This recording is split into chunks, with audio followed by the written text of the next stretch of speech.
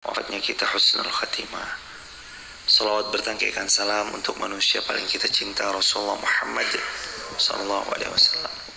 Ayat ke-40, semoga Allah memberi taufik pada kita untuk bisa mentadabburi, menjadi hamba yang punya banyak ilmu, banyak amal.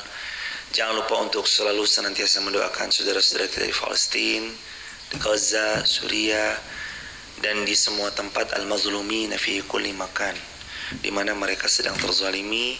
Semoga Allah angkat derajat beliau, Allah muliakan semua beliau, dan Allah berikan tempat kedudukan yang paling tinggi di syurga firdausnya Allah Azza wa Jalla.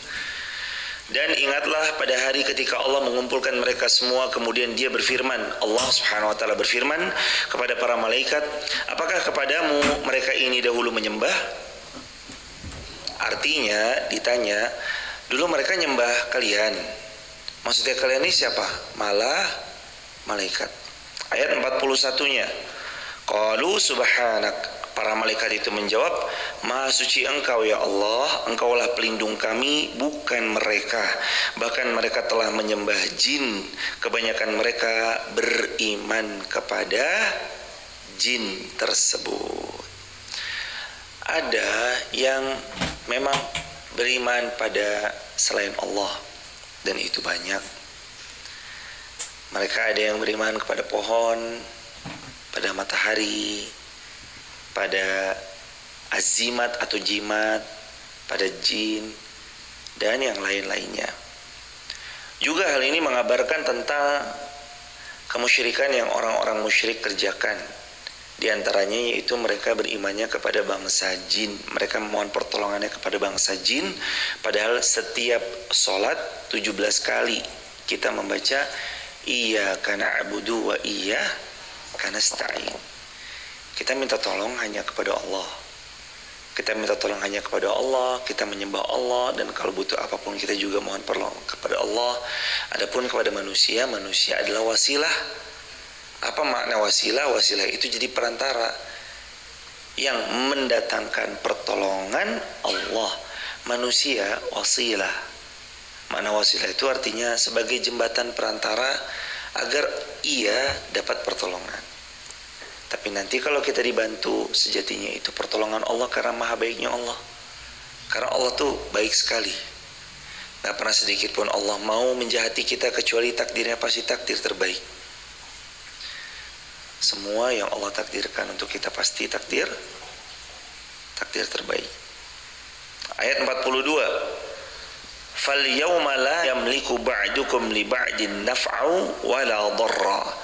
Pada hari di mana sebagian kamu tidak berkuasa memberi manfaat atau menolak madarat kepada sebagian yang lain. Dan kami katakan kepada orang-orang zalim, rasakan azab yang dulu kamu dustakan. Pada hari ini, sebagian tidak akan pernah berkuasa lagi pada sebagian yang lain. Tidak punya kedudukan lagi pada sebagian yang lain. Maksudnya, kata Imam Ibnu Katsir, pada hari di mana Allah kumpulkan kita di padang mahsyar, sesembahan yang dulu kalian harapkan pertolongannya nggak bisa nolong kalian. Baik itu berhala-berhala kalian, pohon-pohon kalian, jin-jin yang kalian sembah, dan tandingan-tandingan yang kalian sembah selain Allah.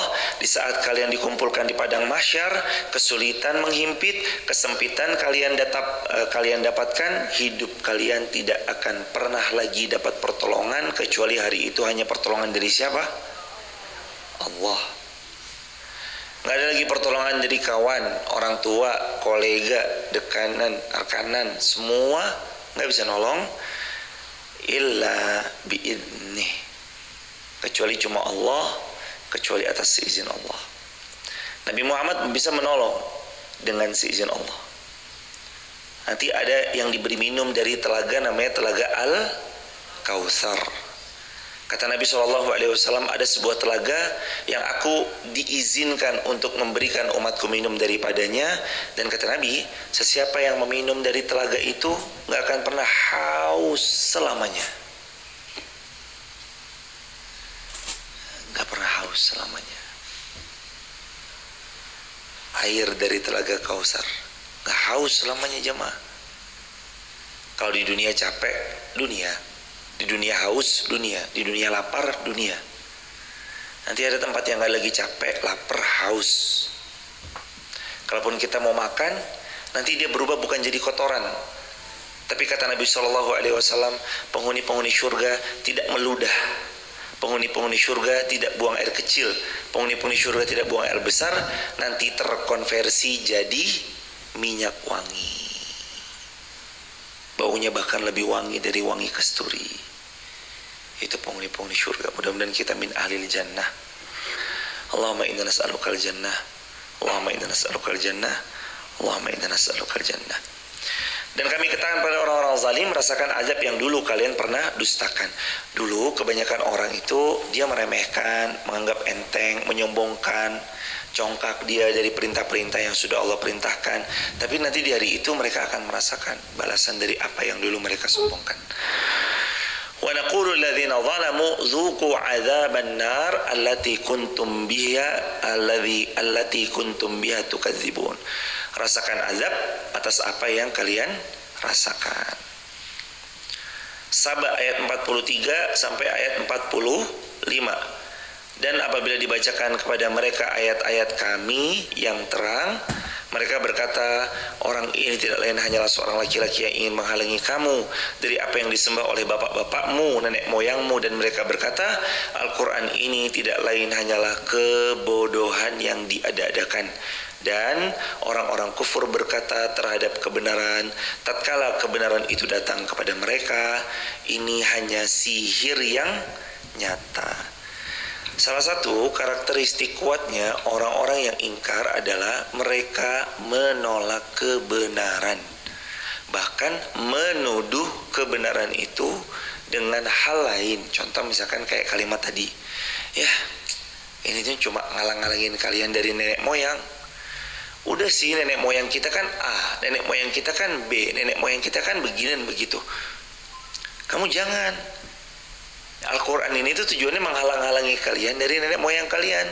Keterhubungan kalian terhadap nenek moyang akan terputus kalau kalian ikut-ikut Al-Quran. Digituin tuh.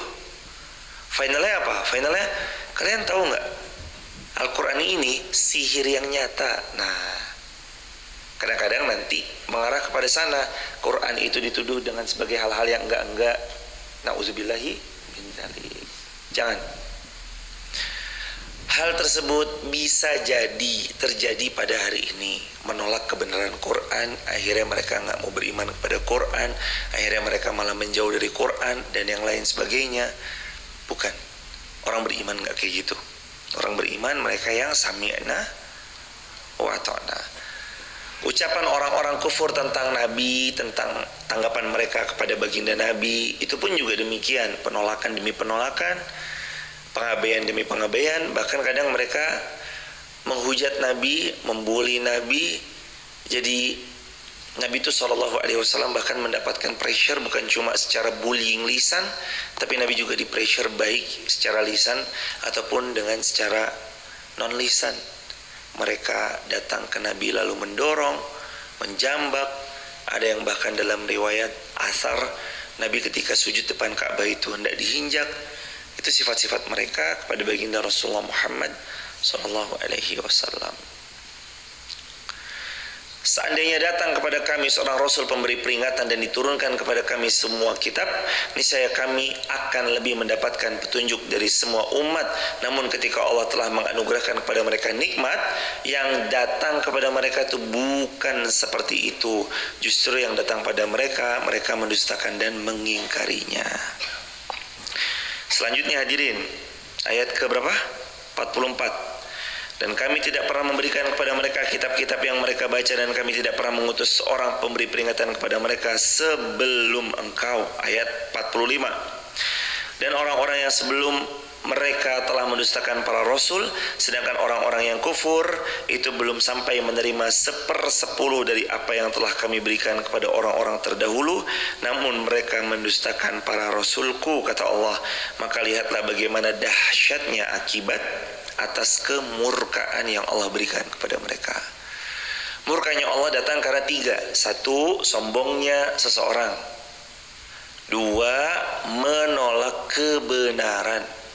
3, memutarbalikkan kebenaran. Sombong, menolak kebenaran dan bahkan memutarbalikkan kebenaran. Itu Allah datangkan azab kepada mereka-mereka yang kayak gitu. Jadi gitu hadirin tentang ayat ke-45. Ayat 46. Katakanlah, aku hendak memberikan peringatan kepadamu satu hal saja, yaitu agar kamu mencari kebenaran karena Allah, berbuat ikhlas, berdua-dua atau bersendiri-sendiri. Maksudnya secara individu ataupun berkelompok. Kemudian agar kamu pikirkan tentang Muhammad, kawanmu itu tidak gila sedikit pun. Artinya Nabi Muhammad itu bukan orang gila. Dibantah nih daripada apa yang mereka tuduhkan. Dia hanyalah seorang pemberi peringatan bagi kamu sebelum kamu menghadapi azab yang keras. Udah datang peringatan supaya kita cepat sadar dan gak dapatkan azab yang keras. Jadi sifatnya Nabi SAW kasih peringatan. Kitalah yang memilih mau nurut atau tidak, itu opsional. Tapi opsi-opsi tadi ada konsekuensinya. Faman syaa'a falyu'min wa man syaa'a falyakfur. Mau beriman opsional, kamu silahkan. Mau kufur silahkan. Tapi kalau kalian kufur, ada sesuatu pedih yang siap menghampiri kalian. Jadi ya ibaratnya itu ini analogi lah. Mas kalau emang berani pegang tisu itu silahkan. Kalau emang mau pegang silahkan, mau jangan megang silahkan. Tapi kalau sampai jenengan megang tisu itu, saya nggak tahu kalau jenengan masih hidup setelah megang tisu itu lagi. Nah kayak gitu. Mau beriman monggo, mau kufur monggo. Tapi kalau kufur siap-siap berhadapan dengan hal-hal yang paling menyedihkan. Islam udah kasih peringatan nih. Nabi datang nih SAW. Nabi memberi peringatan, dituduh gila. Nabi memberi nasihat, dituduh penyihir. Nabi memberikan manfaat, maslahat yang itu saran-sarannya itu baik buat kita, tapi dituduh dengan yang bukan-bukan. Ya udah, kembali kepada yang menjalani.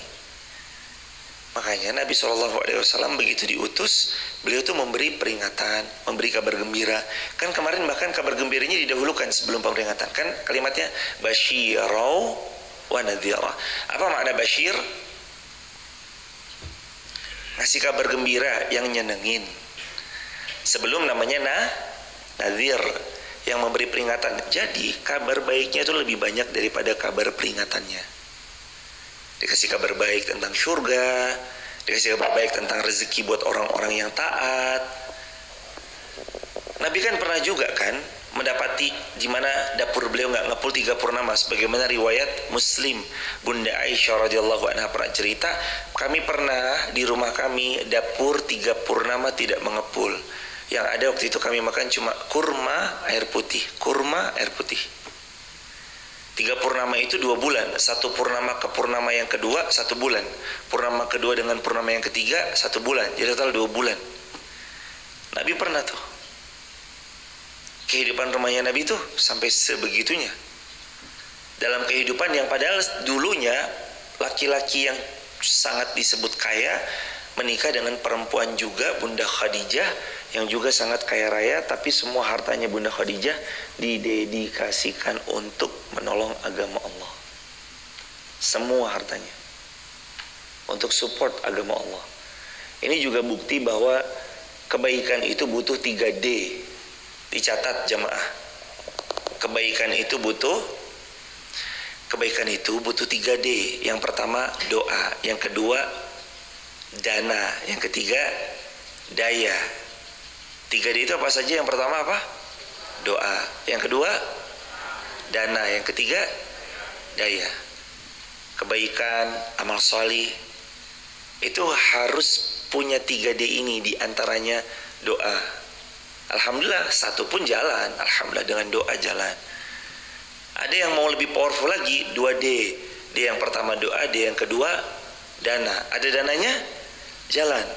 Tapi kalau ada dananya, ada doanya, nggak dapat izin, nggak dapat tanda tangan, nggak dapat ACC, maka butuh D yang ketiga. Namanya apa? Daya. Butuh daya. Daya kuasa. Makanya kebaikan itu akan semakin berpowerful, menjelma jadi kebaikan yang makin luas. Kebaikan itu akan jadi makin powerful, menjelma jadi kebaikan yang makin luas. Kalau salah satunya tuh, bukan salah satunya ding. Kalau ditopang dengan 3D, doa, dana, daya. Kuat. Sebagaimana Nabi SAW berdoa, Nabi berdoa. Nabi SAW mengeluarkan dana. Bunda Khadijah yang dulu terkenal triliuner paling kaya sekota Mekah, sampai habis dananya untuk mensupport dakwah. Yang ketiga, daya. Apa itu daya? Kekuasaan. Makanya Nabi hijrah ke Madinah. Nabi di Madinah itu punya daerah teritorial. Nabi membangun peradaban dari Madinah. Dari Madinah Al-Munawwarah, yang cahaya Madinah itu berpendar ke seluruh dunia. Karena Nabi waktu itu di Madinah punya kekuasaan. Ketika di Mekah, dalam cengkraman-cengkraman penuh tekanan dari orang-orang kufar Quraisy, Nabi sudah punya kuasa, Nabi sudah punya daya di Mekah. Tapi pada saat itu belum ada daulah yang Nabi SAW buat seperti ketika di Madinah. Sehingga kekuasaan Madinah dari kota yang kecil berpendar ke seluruh dunia sampai ke Wonosobo, tanah Jawa, Indonesia. Itu hadirin. Dakwah-dakwahnya para sahabat tuh juga dulu diutus tuh sampai di Cina, ada masjid tertua, di wilayah-wilayah negeri-negeri yang kita anggap sekarang tuh wilayah-wilayah yang jauh dari keislaman. Di situ ada terletak masjid-masjid yang paling legend, sudah dibangun sejak 800 tahun yang lalu, 1000 tahun yang lalu, 1200 tahun yang lalu. Dakwahnya para sahabat, tabi'in, tabi'ut tabi'in yang memendar jauh sampai ke sana. Itu hadirin. Kembali lagi hadirin, jadi Nabi SAW fungsinya beliau atau peran beliau, tugas beliau itu ngasih tahu, nasihatin. Nanti akan selalu bermanfaat. Karena Nabi juga pernah menukil satu ayat dalam Al-Quran, dan kita pun juga pernah membacanya, dan besok kita ketemu nanti. Fadzakir wa dzakiru fa inna dzikra tanfa'ul mu'minin. Allah berfirman dalam Quran, wa dzakir, dan berilah peringatan. Fa inna dzikra tanfa'ul mu'minin, karena peringatan yang diberikan itu akan sangat bermanfaat buat orang-orang yang beriman. Orang beriman itu kalau diberi peringatan, manfaat buat hidupnya, manfaat buat dirinya, manfaat buat keluarganya. Syukur-syukur manfaatnya itu bisa meluas kepada orang-orang yang ada di sekelilingnya.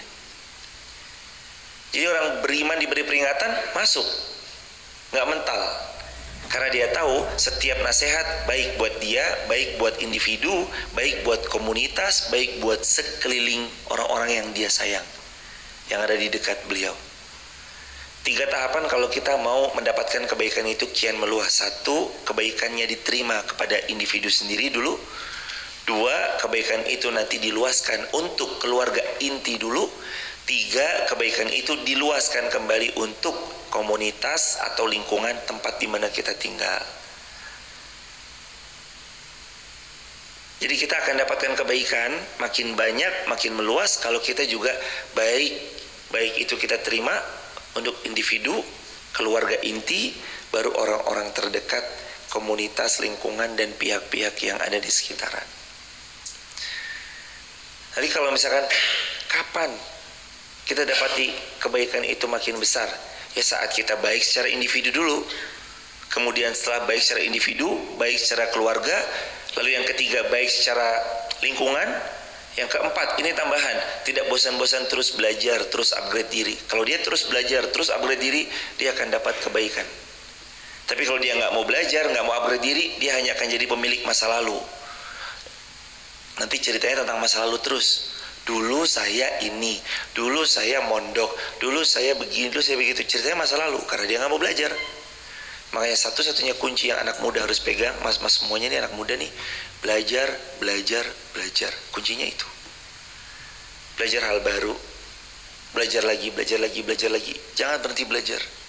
Kalau kita berhenti belajar, kita menjadi pemilik masa lalu. Kalau kita terus belajar, kita jadi pemilik masa depan. Apalagi zaman sekarang, zaman AI. Ada banyak pekerjaan yang akan di lay off. Customer service itu sekarang udah AI. Buka di beberapa platform customer service AI, udah dibalas, bukan lagi seperti robot balasannya, bukan seperti chatbot.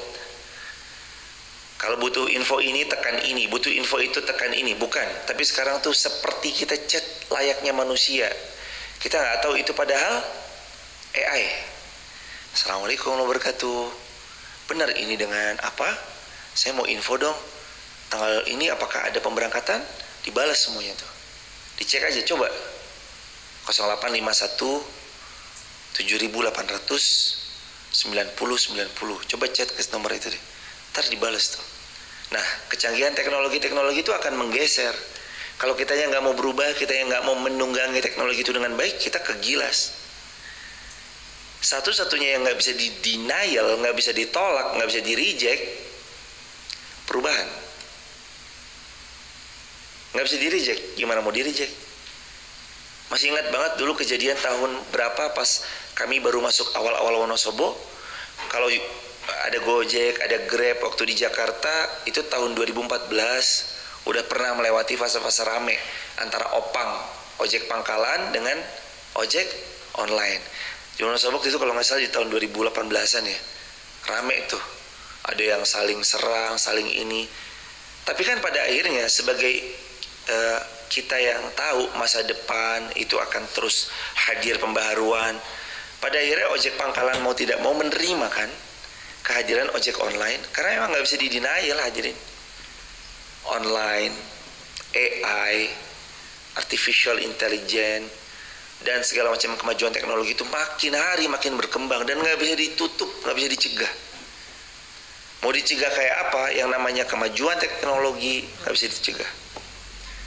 Dulu handphone tuh cuma begitu monokrom, sekarang handphonenya berubah menjelma jadi tinggal pencet, scroll. Kemajuan teknologi itu nggak bisa di-denial. Maka teruslah belajar, wahai anak-anak muda semua yang datang nih, terutama nih mas-mas yang lagi pada kuliah, mas-mas yang baru liburan dari pondok, belajar. Saya nggak tahu nanti apa udah yang penting belajar aja deh. Nanti pasti ketemu jalannya. Nggak tahu jalannya apa. Katanya di pondok tuh harus jadi ustadz. Nggak semua. Kami baru dapat kabar di grup, alhamdulillah Kapolres Wonosobo ternyata alumni Muallimin Jogja, alumni pondok. Oh, kakak kelas jauh tapi karena baru ganti, oh ternyata alhamdulillah Kapolresnya alumni Muallimin. Itu anak pondok ternyata bisa ada yang jadi Kapolres, ada yang jadi Kapolda, misal ada yang jadi A, ada yang jadi B, ada yang jadi C. Tidak melulu anak pondok terus berkutat dengan wes cah pondok ya wes pokoknya ngaji tok gitu. Enggak, ternyata juga bisa di tempat-tempat yang lain. Yang penting di pondok belajar. Kalaupun nggak mondok gimana nggak apa-apa, nggak mondok pun yang penting belajar. Kita jadi pemilik masa depan kalau kita mau terus belajar. Belajar tuh enak hadirin. Dia upgrade. Mohon maaf hadirin ya.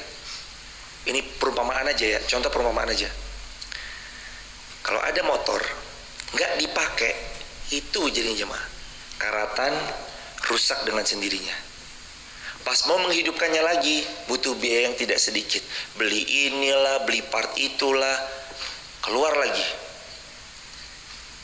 Lihat spionnya udah karatan, lihat tempat starternya udah agak karatan, lihat ini itunya, oh ternyata udah begini begitu. Itu kalau kita nggak pernah mau menghidupi motornya kita, nggak mau pernah merawat motornya kita, nggak pernah mau pakai motornya kita. Makin nggak dipakai, makin cepet rusak. Lain sama motor yang setiap hari dipakai, dinyalain, diisi bensin, tambahin oli samping, nyalain deh, rong tong. Vespanya hidup, itu bagus jemaah. Makin hari makin dipakai, bagus jemaah. Mohon maaf jemaah, perumpamaan kebarang seperti itu di kepala itu kayak gitu hadirin. Otak kita ini kalau nggak dipakai tumpul. Coba aja yang biasanya kerja depan laptop apa gitu misalkan ya, tiba-tiba diem aja, diem aja, otaknya tidak diizinkan untuk bekerja, nanti melemah lama-lama aja deh. Makanya kadang harus hitung-hitungan sedikit, matematika sedikit, supaya otak kita tuh berfungsi terus, bekerja terus atas pertolongan Allah, memudahkan nanti. Kenapa kita suruh dekat-dekat dengan Quran? Supaya nanti otak kita bekerja, baca Quran otak kita bekerja. Oh ini fathah, dhammah, kasrah. Oh ini ain, ini dha, ini za, ini za, ini dha. Ada dal, za, ada ra, za, ada ta, za, ada sa, dha. Itu belajar terus tuh. Makin kepala kita dipakai untuk berpikir, belajar, terasah. Tapi kalau didiemin aja jadinya tumpul. Pisau deh, nggak usah dipakai untuk rajang-rajang apa segala macam, diemin aja. Rusak gak pisaunya? Pasti karatan. Sudah terbukti valid. Kok tahu? Itu ada pisau kemarin bekas Idul Adha tahun lalu. Ini teman-teman sekarang udah mulai pada siap-siap Idul Adha lagi. Begitu dibongkar, semua karatan. Ini mulai pada diasah-asahin lagi, jangan dikasih ke tukang asah, lagi pada diasah-asahin lagi. Seperti itulah juga diri kita. Jadi kita kalau nggak belajar, lama-lama tumpul. Makanya belajar, ngaji subuh syuruk. Hadirin begini belajar bareng, ayo kita belajar bareng supaya mudah-mudahan Allah ridho sama hidupnya kita. Allah jadikan hidupnya kita tuh hidup yang terus berkembang. Jemaah nanti yang belum punya ChatGPT, sekarang download ChatGPT. Ntar nanyanya bisa tuh ke ChatGPT. Kalau udah pol mentok tanya Ustadz boleh. Tapi kalau WA Ustadznya belum tentu langsung dibalas 5 menit kemudian, betul? Tanya ChatGPT langsung dibalas, tanya ChatGPT. Wah Ustadz ini gimana, ntar gurunya Syekh ChatGPT gitu. Ya, bukan lah, emang lagi juga dari dulu kan gurunya kita kan kadang-kadang bisa juga ngambil faedah di tempat yang lain. Sosial media kan bukan juga tempat sekedar berentertain semata, tapi ada faedah. TikTok ada faedahnya, ngaji kayak gini. Dulunya kan enggak, ya kan? YouTube ada faedahnya, ngaji juga. Instagram ada faedahnya, Facebook ada faedahnya. Semua sosmed itu berfaedah, asalkan tergantung kita yang pakai aja. Tergantung tangan kita ngetiknya, nyarinya apa. ChatGPT ada faedah juga, tergantung kita makainya apa. Dan itu teknologi, makin kian zamannya jalan, makin banyak nanti perkembangan zaman. Dulu Google, sekarang ChatGPT. Ketika dia tanya apa gitu, ntar dia jawab. Dalilnya mana, ntar dia jawab lagi. Kasih Arabnya, ntar dia jawab lagi. Udah begitu jemaah. Download biar kita nggak ketinggalan zaman. Udah download belum hadirin? Atau dengan platform yang lain ya, ada DeepSeek, ada apa. Makin maju zaman, makin banyak kemudahan yang dihadirkan. Tapi kadang-kadang makin banyak yang dihadirkan, kadang makin cepat terlenanya. Katakan wahai Muhammad, imbalan apapun yang aku minta kepadamu maka itu untukmu. Imbalanku hanyalah dari Allah dan Dia Maha mengetahui atas segala sesuatu.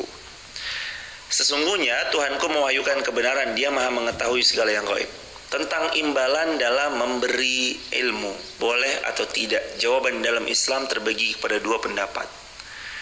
Ada yang mengatakan dicukupkan, ada yang mengatakan dibolehkan jika dia mau mengambil imbalan. Dan kedua-duanya boleh. Sebagaimana ada sebuah asar riwayah, sebaik-baik upah adalah upah dari mengajar Quran. Sebaik-baik upah. Namun demikian, kalau beliau mau memilih kepada yang tidak pun juga tidak masalah. Tapi izinkan kami memberi pandangan dari pihak kita yang memberi kesempatan orang untuk mengajarkan. Jangan lantas gara-gara kita mengambil misalkan pendapat yang udahlah nggak usah, terus guru-guru itu tidak dihargai dengan sebagaimana mestinya. Udah ustazah kan ngajar di sini, udahlah gaji nggak usah banyak-banyak, 200.000 aja sebulan. Jangan jadikan, kalau memang ada 2 pendapat, yang pertama diperbolehkan menerima upah dari mengajar Quran, yang kedua dicukupkan tidak menerima upah, jangan itu jadi landasan untuk malah kita nggak memberikan yang layak kepada guru-guru. Jangan. Bahkan sebagaimana Ali bin Abi Thalib pernah bilang, aku siap memberikan semuanya, bahkan aku menjadi budak pun siap. Sampai pada kalimat aku menjadi budak pun siap pada orang yang telah mengajariku walaupun 1 huruf, kata Ali bin Abi Thalib. ngajarin satu huruf aja Sayyidina Ali bin Abi Thalib siap menjadi budak. Apalagi kalau yang ngajarin setiap hari. Apalagi kalau beliau mengajarkan Al-Quran, Iqra, anak kita diajarin sampai bisa Allahumma ba'id baini atau Allahu Akbar kabira walhamdulillahi katsira dan segala macamnya. Sampai anak kita bisa zikir pagi, zikir petang, sampai anak kita bisa A, B, C, X, Y, Z. Apalagi kepada beliau-beliau kalau satu huruf aja siap menjadi budak. Makanya dari pihak sisi kita yang penyelenggara kah, atau kita yang panitia kah, atau kita adalah pihak yang menggaji guru-guru, berikan gaji yang layak. Berikan gaji yang layak. Agar guru-guru pun juga mengajar dengan hati yang tenang. Sangat paham sekali karena kami pun juga pernah merasakan waktu kami menjadi guru di salah satu sekolah swasta. Kami tahu sekali mengajar dari jam 7 pagi pulang jam 16, hanya digaji per bulan 200.000 di bulan pertama, pernah kami rasakan. Bulan kedua gajinya 400.000, pernah kami rasakan. Bulan ketiga, keempat, kelima, keenam gajinya sejuta. Alhamdulillah pernah juga kami rasakan. Dan itu membuat kami akhirnya bersemangat. Yuk besok-besok kita jangan menggaji guru seperti itu. Mudah-mudahan Allah berikan kemampuan, kekuatan, guru bisa kita muliakan, guru-guru ngaji bisa kita hormati, kita ta'zimi, dan beliau bisa mendapatkan keberkahan dari selama ini ilmu yang beliau telah ajarkan. Akhirnya bersemangatlah. Semangat itu lahir jemaah karena dulu pernah merasakan sesuatu yang menjadi pelajaran. Bukan menyesali, bukan sama sekali, tapi bersyukur karena ternyata hal itu tuh memang benar adanya. Jadi kalau guru ngaji digaji 200.000 tuh benar adanya. Sampai sekarang pun bahkan mungkin masih ada. Bahkan mohon maaf, jangankan 200. Ucapan terima kasih nggak ada, yang ada orangnya malah ngomel. Udah mah anaknya dididik gratis, diajarin gratis, diluangi waktu oleh beliau secara gratis, orang tuanya malah ngomelin sama gurunya. Ustadz ini gimana sih anak saya ABC? Ya Allah, udah mah gratis, malah ustadznya diomelin. Kadang-kadang ada atau ada, banyak atau sedikit, kadang ada tuh. Maka kita juga jemaah kalau punya kesempatan membersamai guru-guru ngaji, muliakan. Saya sedikit senang juga kalau beberapa belakangan ini sih gini jemaah. Belakangan kita gembira dengan banyaknya pihak yang sedekah, berwakaf dengan Al-Quran secara fisik. Belakangan alhamdulillah banyak juga yang menitipkan itu. Tapi kadang yang menjadi pikiran adalah kita bersemangat mewakafkan Quran secara fisik, namun yang kadang kita lupa, kita kadang-kadang tidak bersemangat untuk mensupport orang yang mengajarkan Quran itu. Jadi kita tuh pandangannya kadang-kadang masih yang penting fisik aja lah, kan fisik tuh bisa ini. Dan kita kadang-kadang lupa. Ya kalau wakafin fisik, kita juga harus memikirkan siapa ya yang mengajarkan Quran itu? Siapa ya yang mengubah dari fisik Quran ini terus mentranslate ngajarin alif, ba, ta, sa, jim, ha, kho, dal, zal, ro, seterusnya sampai ya ke anak-anak kita, sampai anak kita yang tadinya nggak bisa baca Quran jadi bisa baca Quran, yang nggak paham jadi paham, yang belum mengerti menjadi mengerti. Itu kadang lupa di kita. Wakaf Quran baik sekali, tentu boleh sekali. Hadirin pun juga kalau mau menitipkan itu taruh aja di situ juga nggak apa-apa. Tapi yuk juga kita sama-sama mikirkan, yuk siapkan juga orang yang mengajarnya, guru-gurunya. Enak loh jemaah. Kalau kita pun juga memikirkan guru-gurunya, bagus sekali itu. Difikirkan beliau-beliau yang mau mengajari alif ba ta buat anak-anak kita, bagus sekali itu. Bukan cuma fisik yang difikirkan, tapi juga siapa yang nanti yang ngajarin nih. Kita support beliau juga. Mudah-mudahan Allah ridha dengan apa yang kita ikhtiarkan, insyaallah. Ayat 49. Ayat 49. Katakanlah kebenaran telah datang dan yang batil tidak akan memulai dan tidak akan mengulangi. Nih hadirin ya, izin hadirin, kalau ayat ini nanti direnungi, ayat ini tuh mirip-mirip dengan Qul ja'al haq wa zahaqal batil innal batila kana zahuqa. Kalau ayatnya ini Qul ja'al haq wa ma yubdi'ul batil wa ma yu'id. Ucapkan yang hak, proklamirkan yang hak, pertontonkan yang hak, posting yang hak, upload yang hak, unggah yang hak. Nanti yang batil tuh tidak akan mulai dan tidak akan mengulanginya lagi. Jadi barang hak itu jangan disembunyikan. Ya jemaah, yang namanya barang hak harus tampakkan, diulangi.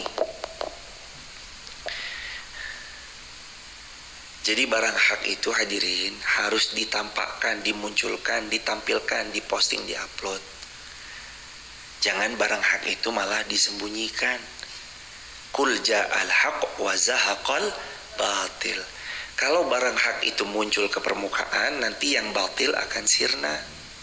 Ditambah lagi ayatnya, Quran surah Saba ayat 49, Qul ja'al haq wa ma yubdi'ul batil wa ma yu'id. Barang hak itu harus naik ke permukaan, harus muncul, harus terposting, agar supaya barang-barang batil gak memulai, agar supaya barang-barang batil itu gak berani makin berkembang, karena udah muncul barang hak. Jadi kalau ada barang hak, sesuatu yang memang itu al-haq, jangan disembunyikan, tampakkan, munculkan.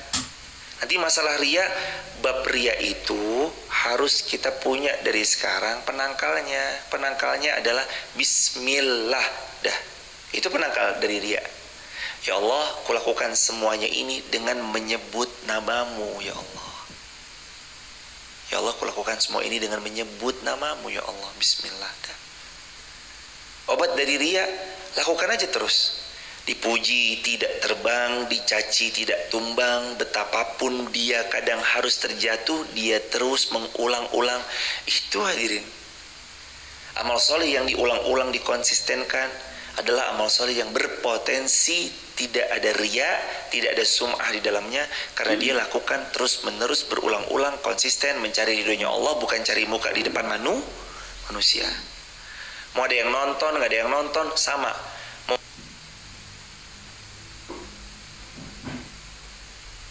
Cek, mau satu orang yang nonton atau dua orang yang nonton, sama saja buat beliau. Mau 3 orang yang nonton, mau 4 orang yang nonton, sama saja buat beliau. Tidak akan bergeming sedikit pun, tidak bergeser sedikit pun, karena prioritas orientasi yang dia kejar bukan pandangan manusia, tapi adalah Allah Azza wa Jalla. Begitu hadirin. Alhamdulillah, mic-nya sudah habis baterainya. Ini menandakan bahwa kita harus sudahan. Intinya demikian. Jadi barang hak itu harus disembunyikan atau ditampakkan? Barang hak tampakkan jemaah. Apalagi yang sifatnya itu kewajiban. Apa itu? Haji, wajib bagi yang mampu. Zakat. Zakat itu nggak sembunyi-sembunyi hadirin. Zakat itu ditampakkan hadirin. Bahkan zamannya Sayyidina Abu Bakar itu zakat tuh diumumkan. Udah bayar zakat, udah bayar zakat, udah bayar zakat, udah bayar zakat. Kewajiban tuh. Sama kayak sholat, sembunyi-sembunyi atau terang-terangan? Terang, sholat tuh kewajiban, terang-terangan. Yang Allah wajibkan, terang-terangan tuh hadirin. Berapa banyak?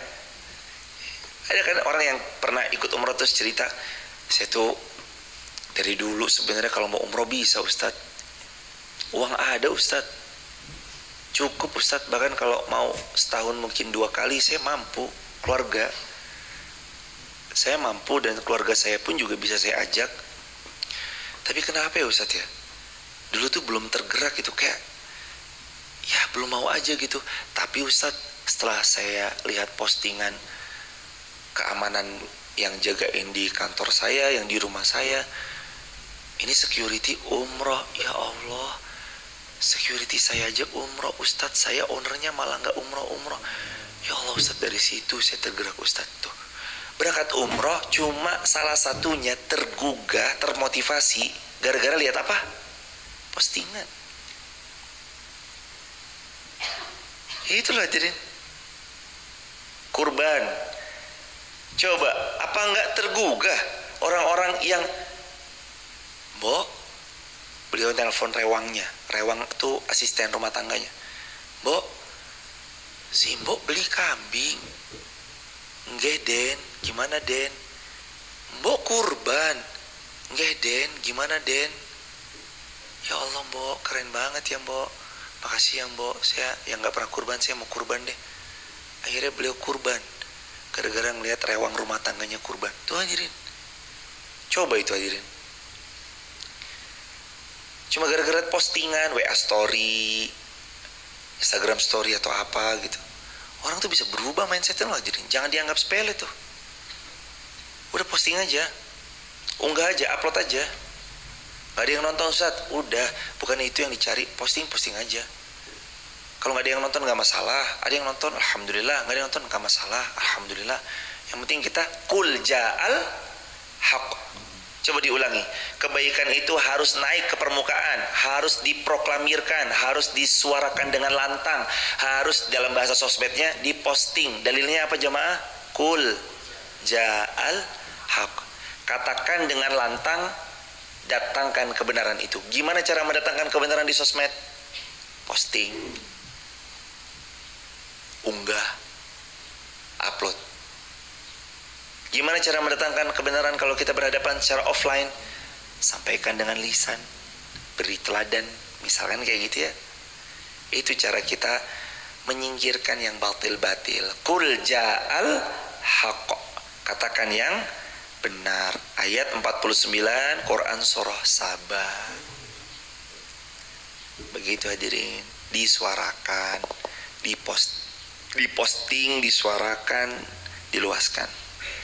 Katakan, jika aku sesat maka sungguhnya aku sesat untuk diriku sendiri, dan jika aku mendapat petunjuk maka itu disebabkan wahyu yang Allah berikan kepadaku. Sungguh Allah Maha mendengar lagi Maha dekat.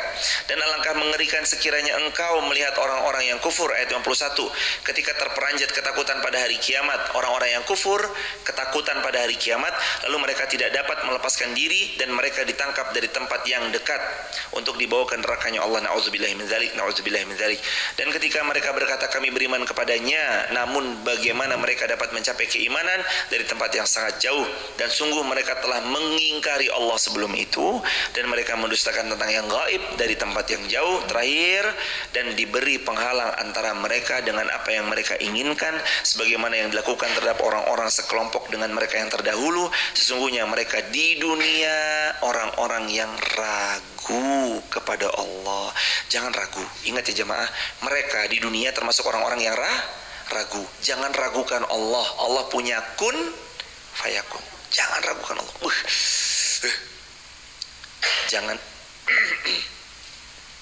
Jangan pernah ragukan Allah dalam perkara apapun. Jangan pernah ragukan Allah. Walaupun menurut kita nggak mungkin, jangan ragukan Allah. Walaupun menurut kita mustahil, jangan ragukan Allah. Walaupun menurut kita seolah seperti tidak ada jalan, jangan sedikit pun ragukan Allah, karena Allah punya kun fayakun. Bagi Allah, kalau Allah mau, akan terjadi apa yang Allah mau. Kun, jadi, fayakun, maka terjadi. Dan bagi Allah, dzalika 'alallahi yasir. Bagi Allah tuh semuanya mudah, nggak ada yang sulit, nggak ada yang sukar bagi Allah. Semuanya sangat mudah bagi Allah. Jangan termasuk kita orang-orang yang ragu kepada Allah.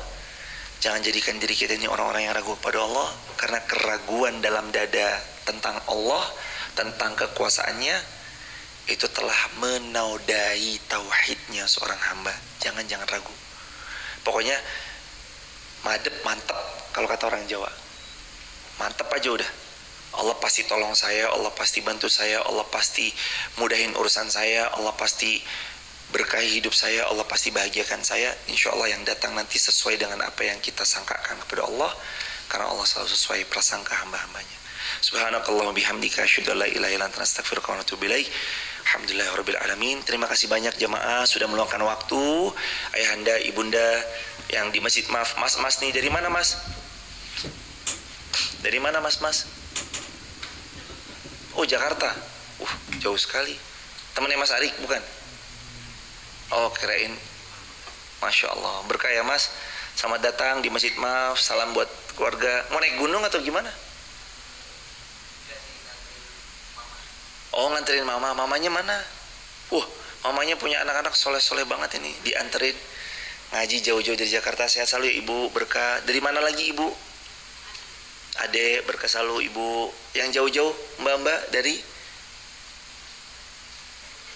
Kertek. Oh, deket. Masya Allah, berkah-berkah Ibu. Mirombo, berkah-berkah. Dan semua hadirin, terima kasih banyak sudah mendoakan, mensupport baik dengan dana, dengan daya, dengan bantuan-bantuan yang material ataupun non material. Mudah-mudahan semua jadi jariah untuk kita bersama sampai hari kiamat kelak. Hadirin, insya Allah terbuka untuk kurban.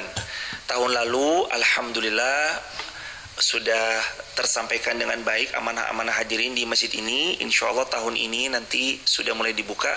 Mulai per kemarin kambing 3.250.000, sapi 1/7 bagiannya 3.750.000. Kalau ada yang mau menitipkan amanah berkurban, nanti hubungi admin masjid 085174456070. Juga informasi berikutnya, terbuka peluang untuk membersamai tiap-tiap program Masjid Maaf, program maslahat yang insya Allah bermanfaat buat umat. Hadirin bisa langsung ke Masjid Muhammad Al-Fatih 50900180044. Apalagi sekarang waktu subuh, mudah-mudahan Allah memberkahi harta kita. Dan apa kata Nabi, harta yang dikeluarkan tidak akan pernah berkurang, bal yazdad, justru malah bertambah, dan kian malah bertambah. Barakallahu fikum. Subhanakallahumma bihamdika asyhadu an la ilaha illa anta astaghfiruka wa atubu ilaik. Salam buat warga di rumah. Kita doa sapu jagat. Rabbana atina fid dunya hasanah fil akhirati hasanah wa qina adzabannar. Alhamdulillahirabbil alamin. Assalamualaikum warahmatullahi wabarakatuh.